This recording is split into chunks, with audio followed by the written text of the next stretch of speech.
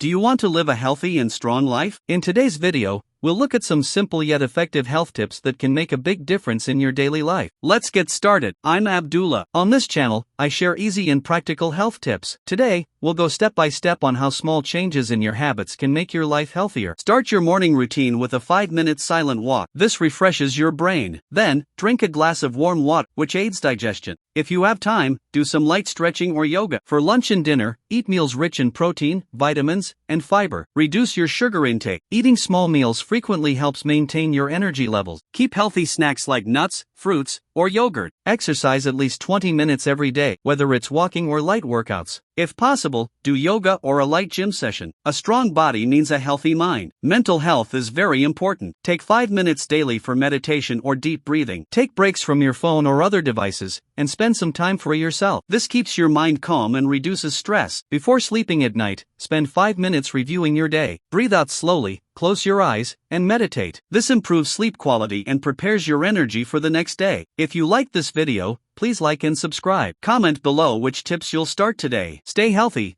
stay strong.